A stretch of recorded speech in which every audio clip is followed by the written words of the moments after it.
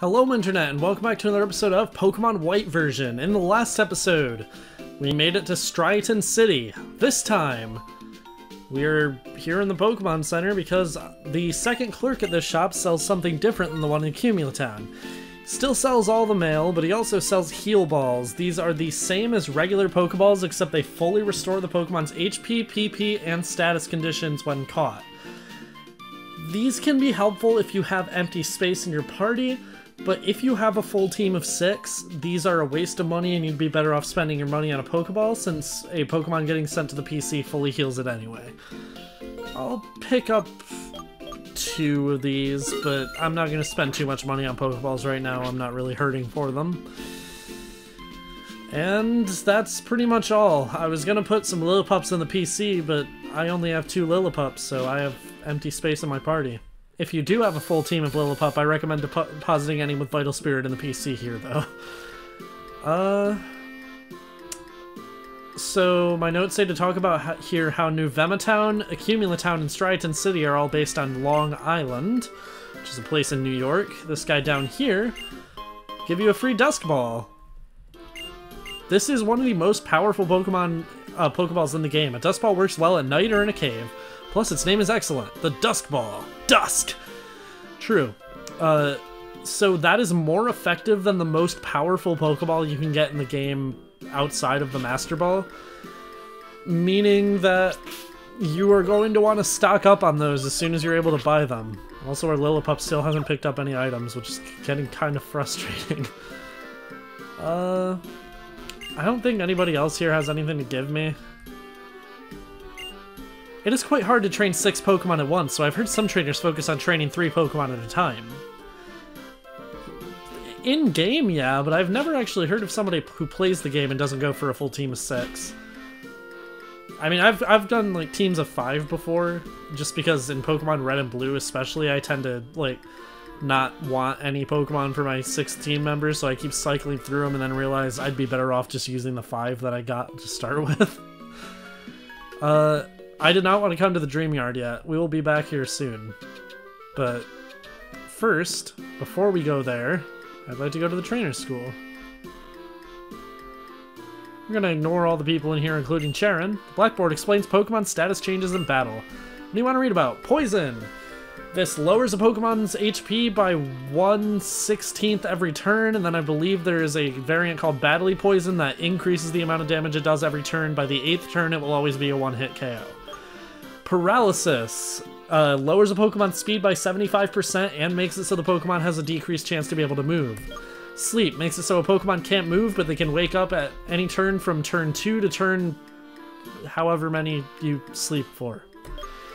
Burn decreases a Pokemon's attack stat by, I believe, 25%, maybe, and does a little bit of damage every turn. And Frozen makes it so a Pokemon can't attack, however, this can literally thaw out the same turn that it happens, so, you know, it's not a very reliable condition. It rarely ever happens, too. When a Pokemon is poisoned, its HP decreases while it is battling. Hey, White. Have you come looking for the gym leader? Yep. He was here talking about Pokemon types until just a few minutes ago. Maybe you walked right past him. By the way, White, will you have a battle with me? I want to test how important items are in battles. Okay. Well, let's see how effective my items are. Or maybe I should test how well I can battle without items? Anyway, this is an indoor match, so let's battle without getting too rough. Charon!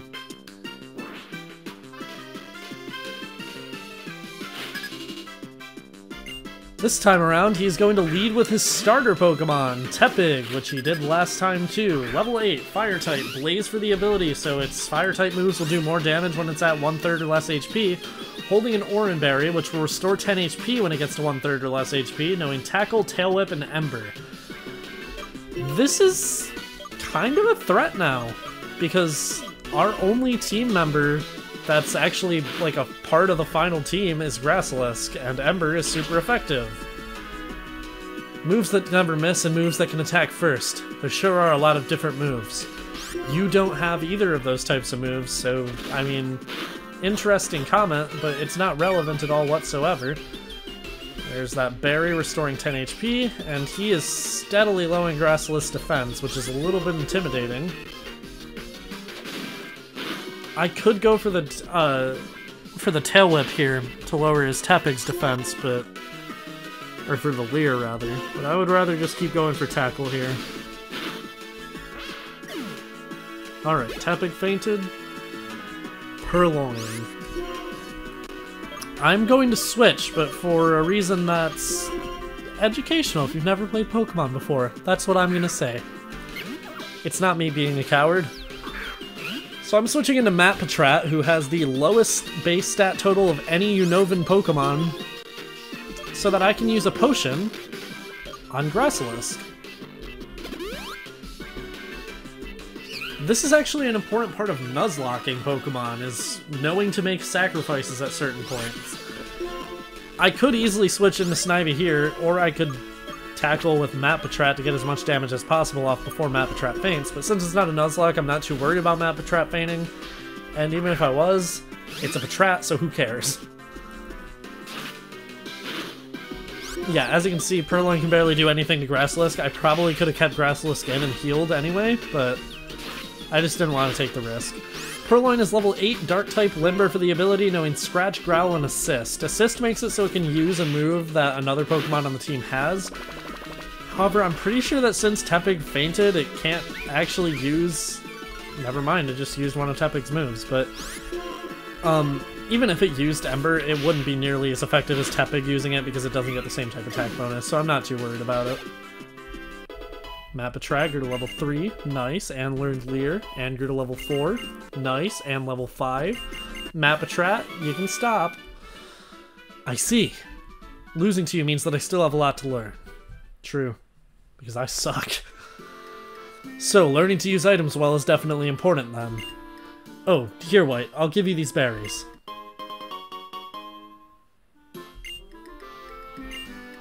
If you give a Pokemon this kind of berry to hold, it will eat it to heal up when its HP goes down in battle. But if you give Pokemon man-made items like potions to hold, they can't use them. Well, good luck then. Alright. So with that, if we head to the gym now, which is this restaurant-looking building. Yes, I am a gym leader of this town. You are? Right, you want to challenge the gym. In that case, what was the first Pokemon you chose? Snivy. I see. It's weak against Fire-type Pokemon. I think you need to prepare to face that type. For example, try training your Pokemon in the Dreamyard. Please excuse me now. We could go in to fight the gym now, or we could take his advice and go to the Dreamyard, and I think you can guess what one we're gonna do after I heal because Charon didn't heal me himself. Alright, heading to the Dreamyard for real this time. Why is the place called the Dreamyard an abandoned factory? This is a comparison that I've been dying to make that I haven't been able to because I never got to a Gen 5 Let's Play. But now that we're here, this area gives me such similar vibes to Shiverstar from Kirby 64. Just the aesthetic of the abandoned factory with the peaceful music. It's like, I don't know, it's weirdly ominous. I can't be the only one who feels this way about it either. I don't know what it is, man. It's just creepy. Anyway, we have a gauntlet of trainers to fight here, so let's get started with that. These are pretty much just going to be normal trainer fights. They're going to have the same 3 Pokemon we've seen every trainer use up to this point, so yeah, there's not much to commentate here. But I don't really want to skip the battles in the Dreamyard because they're required. I don't know. It feels like if it's a required fight, I should have to show it, but at the same time, what is there to talk about here? There's really nothing. Grasslisk is level 12, that's fantastic. And another Purloin. Who would have guessed? Alright, Future Me, you have my permission to cut out the rest of this battle. This is just gonna be the same shit. Great! You have a talent as a trainer. Thank you. But who's next? My goal is to outperform gym leaders. Can you win against me?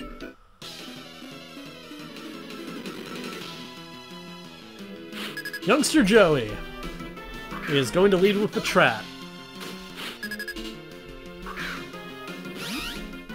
This is where I would have talked about the fact that there's no, like, previous generational Pokemon in the game, because Youngster Joey is supposed to have Rattata, blah blah blah.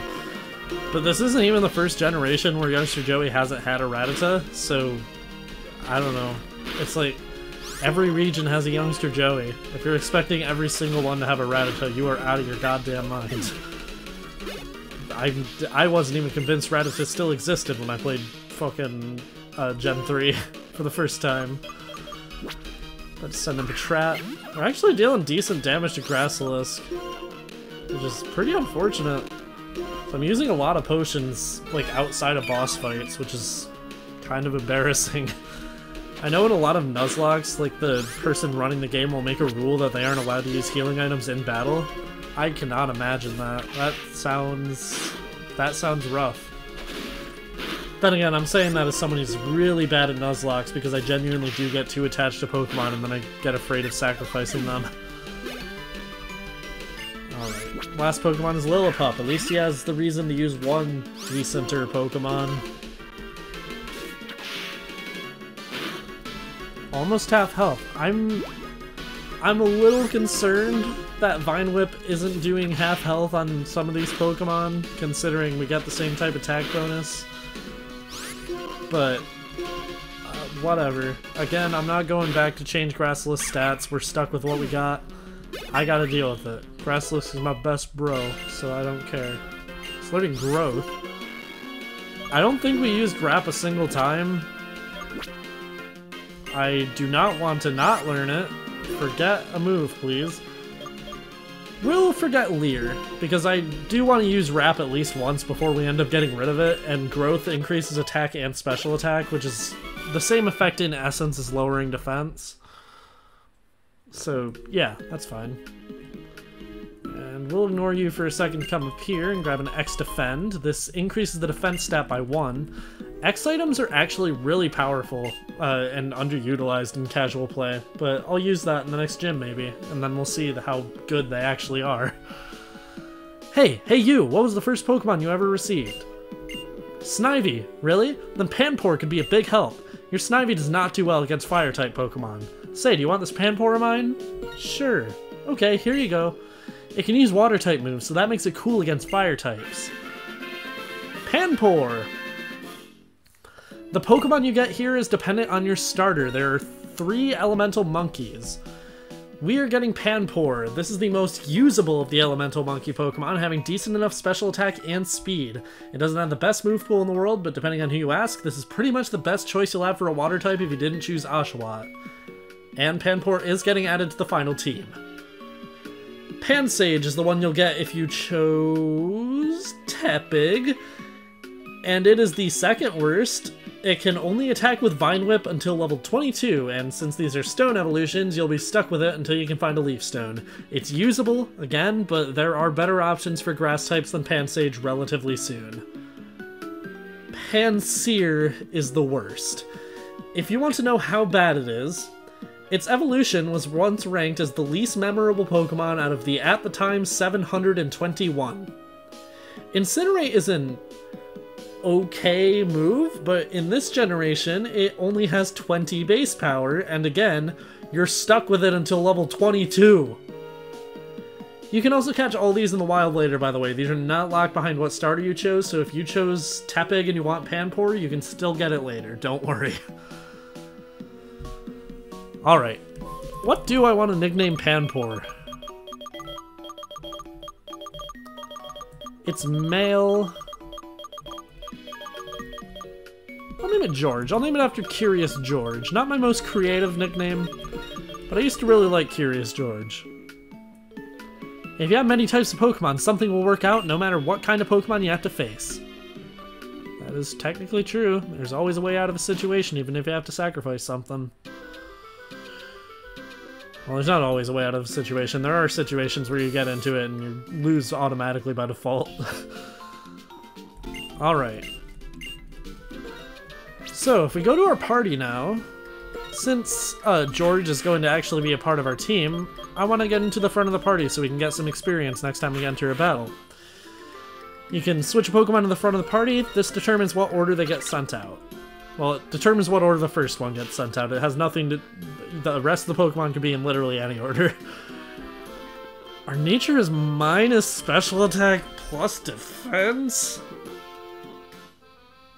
That's really bad. Gluttony encourages the use of a health berry. We can't affect the ability, but that makes it basically so a Pokemon will use a berry at half health instead of a quarter, which is fine. It's a pretty good ability on some Pokemon. But I can't get over that nature. I genuinely might re-roll for that, just because that's 2 bad natures in a row. I don't... Like, Panpour is already such a bad Pokemon, I don't want it to be lacking for, like, the entire playthrough. Because special attack is kind of an important stat for it. So I might re-roll that before the next episode, we'll see. I'd have to go back on my save and everything, but that's fine. Maybe I'll just use a save editor. I don't know. We'll see. If I do use a save editor, I will be completely transparent about it. Because, you know, if that's how you want to play, that is how you should play. Play Pokemon however it is the most fun for you. And don't let anybody tell you you're wrong for it. Unless you're, like, stealing the game. In which case, you know, maybe don't do that. I get the whole Nintendo bad thing, haha, but, you know, don't steal the game. That's just a hassle for retail employees. Anyway, next time in Pokemon White version, we'll be heading in to face the first gym leader in Striaton City. In this building here. See you guys then.